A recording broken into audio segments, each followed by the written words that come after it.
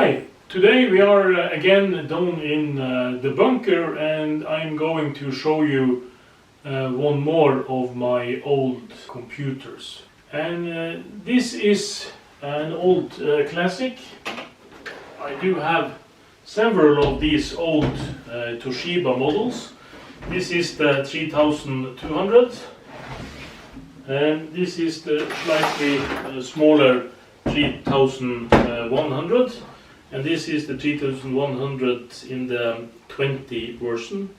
And this is a computer I had laying around for, I think I got this one in 1995, and my mission with this computer back then was that I copied data from this computer and I copied it onto a new computer that I sold to the guy who owned it, and he just let me keep this for free.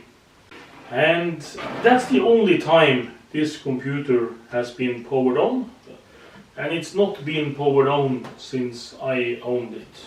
And this exact model has the built-in RGB. It's probably CGA graphics on this. Some switch for configuration, display and other stuff. And it has a parallel printer port, it has a serial port, and it has the built-in power supply with a fan. And it also has room here for an expansion slot, and on these old computers it normally was some kind, either a dedicated modem slot or there was a slot for a ISA card. And on this side you have the floppy drive. The button here is following the same scheme as the logo here on front, and that's a first for Toshiba. I never seen them exactly this color. There should be some place for breakout connector there. I don't know what that should be. And you also have some spare here for some other expansion that probably is not this model but another model. And you also have the PRT here and port A and B, and that leads me to believe that this probably is for telling which floppy configuration you should have, if it's the AB floppy. And that means that the printer port on this also doubles as a connector for a floppy drive.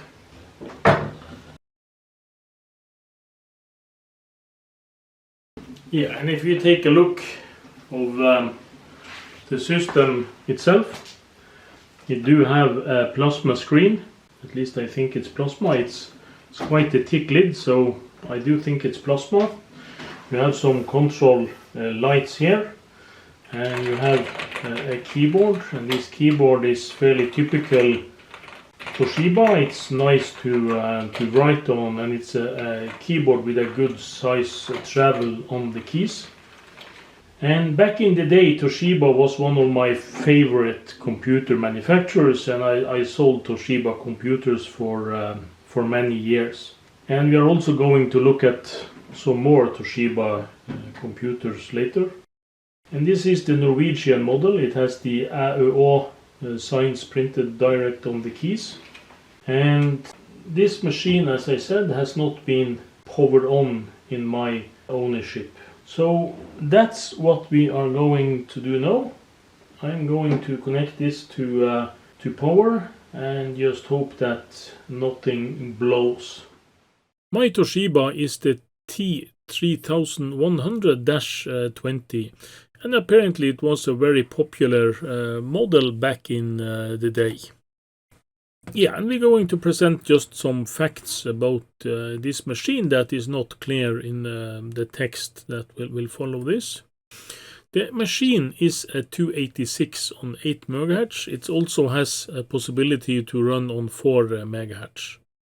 They stated that it should be 1 MB RAM as standard, but when we test this it only counts through the first 640K of memory. That could be a configuration issue as the battery is dead and we have not seen on the configuration of the switches and other things on the motherboard. And the Dash 20 model has 20 megabyte hard drive that's upgraded from 10 megabyte on the original 3100. So this was already the second model of this computer. The display is a 640 by 400 extended proprietary CGA. So even though the resolution here is almost or exactly the same as EGA, it's not EGA compatible as such, and it's not very CGA compatible either, but there are some screen modes that are compatible. And the display is an amber plasma display, and that was the most common kind of plasma display back in the day. And the machine has a proprietary modem slot on the back to put in a modem or maybe some other hardware too. And it weighs a hefty close to 6 kilos. And we have to remember that this machine has no built-in battery for running the computer, only a CMOS battery. As most of the Toshiba models, the service manual is available online. There are some model differences. Some models was only launched in some markets and some countries, but most of the manuals and most of the different kinds are covered. And the service manual for Toshiba is quite good. It's not the best service manual I've seen, but they are quite good. In 1989, or really in 1988, the Toshiba 3100-20 won an award in the Byte magazine for its distinct features as a clear, bright and high-resolution display and a fast hard drive. So overall it was a good business computer. But they state that it's expensive, and it was almost $5,000 at that time, and this was maybe a year after its release, or at least some months. I've turned off the power, and now I switch it on. The power lights up, the plasma lights up, bad time of day. Press F1 key, and you do have a setup here for drive type and so on. So we might have to do some research to get this working.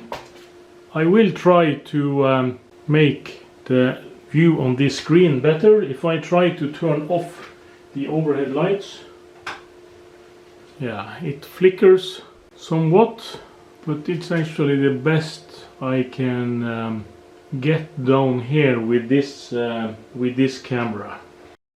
Setup change, we just hit 1 for now.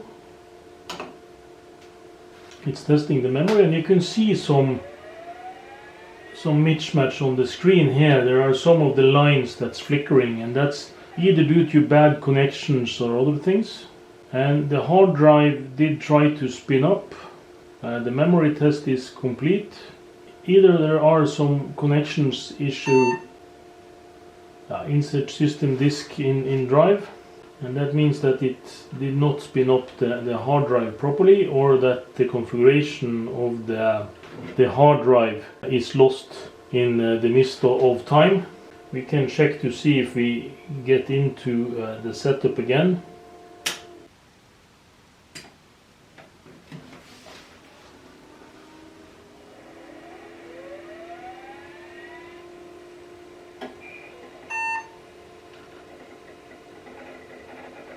And there you have it. It boots into DOS. I only did a restart.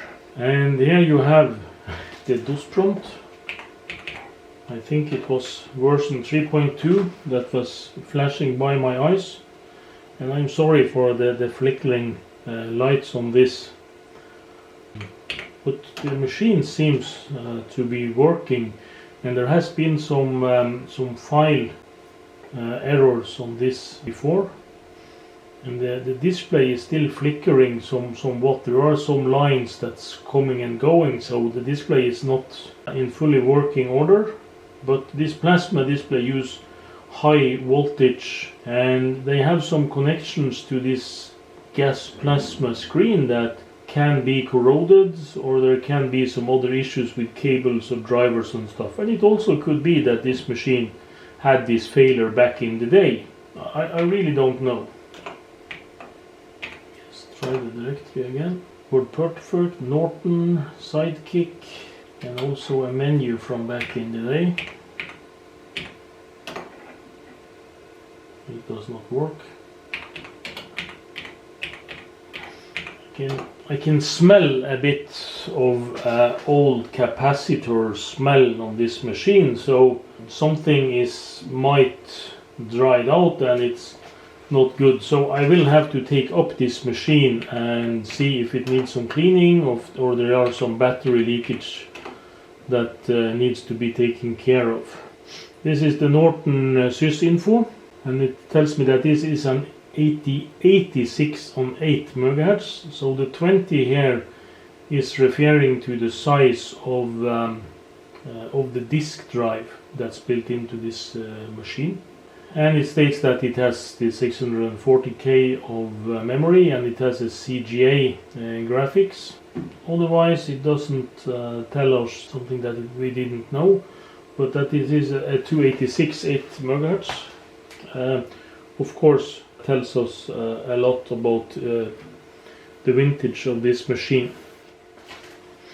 And now the smell of both must and old electronics is getting quite strong on this computer, but at least it's working. Yeah, this was a working computer. It has WordPerfect and Lotus installed on this. And Lotus, as you know, was the de facto standard spreadsheet until Excel busted out of the market.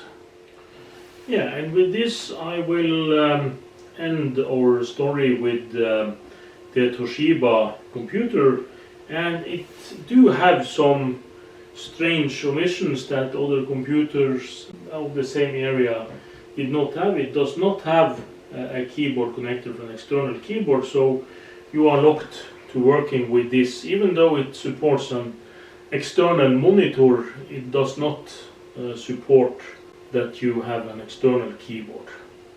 And the keyboard, as you said, it was working perfectly. The power supply and the disk drive and everything is working okay. But when I stand here and smell this computer, it actually smells of must, and it smells of old electronics. It's the same kind of smell that you get when you smell on old electrolytic capacitors and all the stuff, so there might be some leakage in here. But what's most strangely is that it actually smells of must, and this computer has been stored in dry environments since I got it, and that you can see there is almost no corrosion at all on the metallic parts on this computer.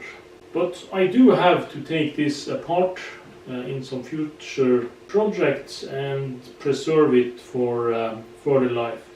That this starts up and works as this after being held in storage for 27 years. That's nothing short of a miracle. So that's it for this episode. Thank you for watching, and hope to see you again in my next video. Please hit subscribe.